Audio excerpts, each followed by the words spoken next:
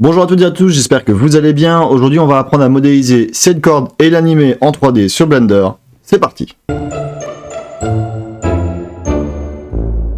Donc on se retrouve sur Blender et comme d'habitude, on va faire un AXID pour supprimer l'ensemble de notre scène. On va faire un Shift A pour ouvrir le menu Add et on va aller dans Mesh et on va prendre un circle. On va appuyer sur Tab pour passer en Edit Mode et là, je vais faire un GX de 0.8. Donc on voit que le mesh qu'on a sélectionné a bien été déplacé de 0,8 et son centre est resté au milieu de notre scène. C'est parfait, c'est exactement ça qu'on veut. Donc on va appuyer sur Tab pour repasser en objet mode. Et je vais faire un Shift D pour le dupliquer, RZ de 120 degrés, et on voit qu'il fait bien la rotation à partir du centre. Donc je recommence, Shift D, RZ, 120 degrés, et Enter pour le valider. On a notre mesh ici qui est sélectionné, et on va faire un Shift enfoncé, et on va venir sélectionner nos deux autres meshs qui sont là. On voit que notre mesh ici est orange clair, et là un orange un peu plus foncé. C'est exactement ça qu'il nous faut, parce qu'on va faire un CTRL-J ou Command-J pour joindre tout notre mesh ensemble. Numpad 7 pour se mettre en vue du dessus, Tab pour passer en Edit Mode, et à partir de là, on va venir sélectionner nos vertices qui se trouvent à l'intérieur de notre mesh. Celle-là aussi. Je vais faire un X pour ouvrir le menu Delete, et je vais cliquer sur Vertice. Je viens de supprimer mes vertices qui étaient à l'intérieur.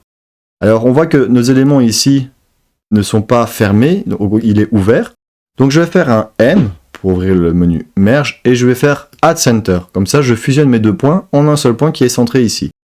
Donc je sélectionne mes deux points qui sont là, M pour ouvrir le menu Merge, et Add Center pour centrer mes deux points ensemble et fusionner en un seul point, pardon.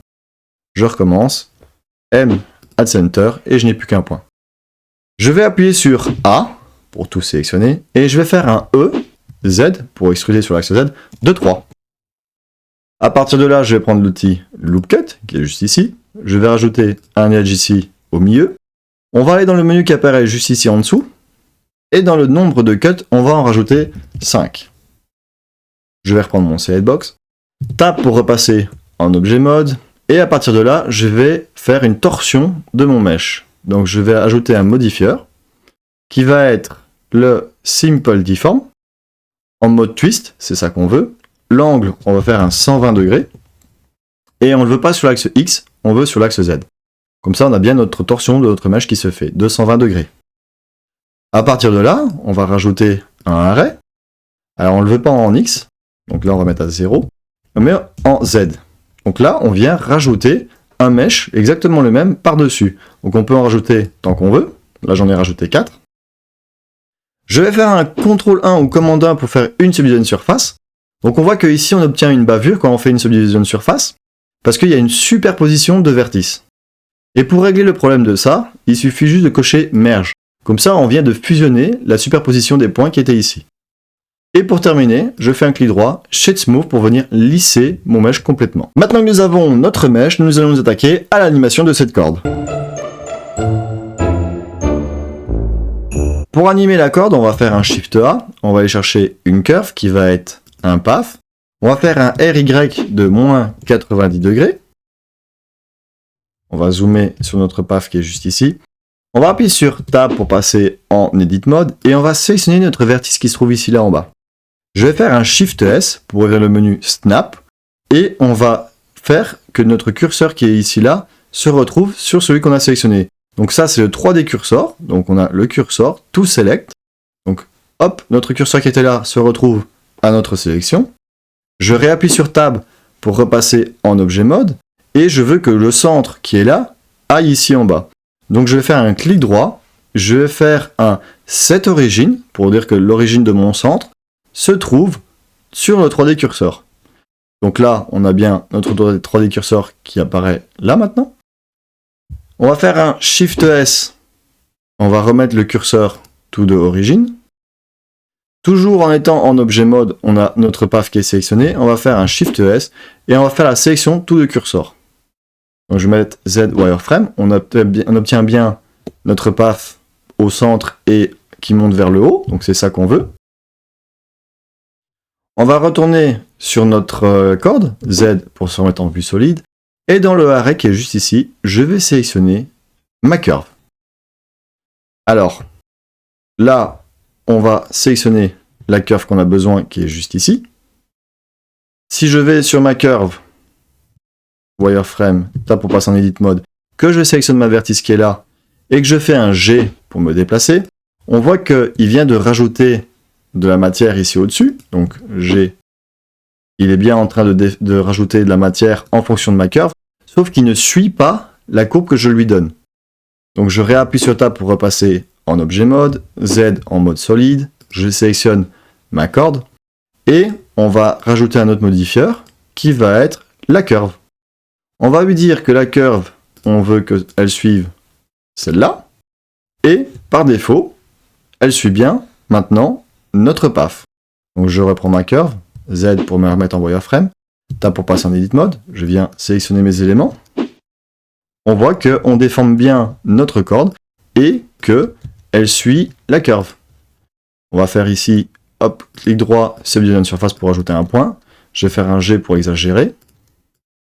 Et voilà. Maintenant que nous pouvons animer notre corde, nous allons nous attaquer à la texture. Pour la texture, je réappuie sur Tab pour repasser en objet mode. On va cliquer sur notre corde, Z solide. On va aller dans le shading. On va appliquer une nouvelle texture.